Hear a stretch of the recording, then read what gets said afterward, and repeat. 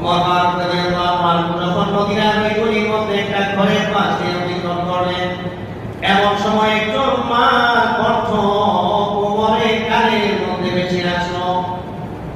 ওই মা তার মেয়েকে ডাকতেছে, ও মেয়ে উঠো উঠো, আর ঘুমানোর সময় নাই, সকাল হয়ে গেছে, একটু পর সূর্যের আলো চারিদিকে ছড়িয়ে পড়বে, তাড়াতাড়ি উঠো।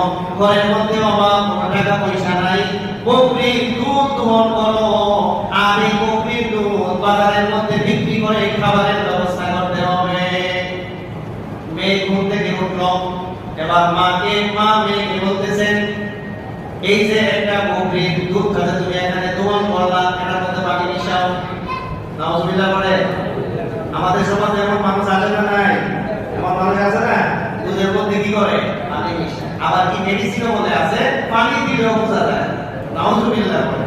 কত বড় দুর্নীতি। এবার মেয়ে বলতেছে, এই দুধের মধ্যে তুমি একটু পানি মিশিয়ে দাও, তাহলে দুধের পরিমাণ বেড়ে যাবে, টাকা বেশি পাওয়া যাবে, আমাদের সংসারের অভাব দূর হয়ে যাবে। আল্লাহু আকবার কবীরা। ওই মেয়ে এবার মাকে আল্লাহ ওয়ালি একজন আল্লাহ ওলির মতো জবাব দিল, মা এই দুধের মধ্যে পানি মিশাতে তো আমাদের রাষ্ট্রপ্রধান খলিফাতুল মুসলিমিনের পক্ষ থেকে নিষেধাজ্ঞা লাগিয়েছে। সুবহানাল্লাহ বলে। খলিফাতুল মুসলিমিন রাষ্ট্রীয়ভাবে তো এটা নিষেধ। উমর ফারুক রাদিয়াল্লাহু আনহু বলছেন যে কেউ যেন বাজারের মধ্যে দুধ দিলে দুধের সাথে পানি মিশিয়ে বিক্রি না করে।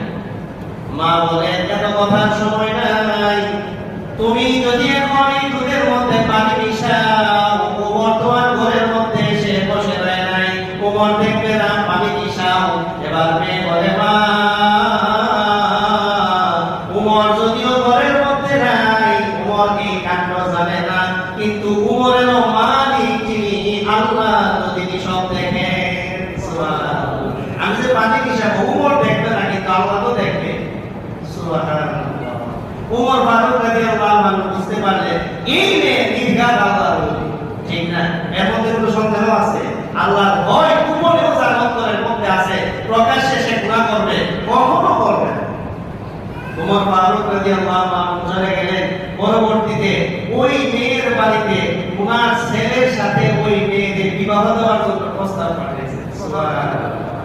উমর ফারুক রাদিয়াল্লাহু আনহু ছেলের সাথে ওই মেয়ের বিবাহ হয়েছে।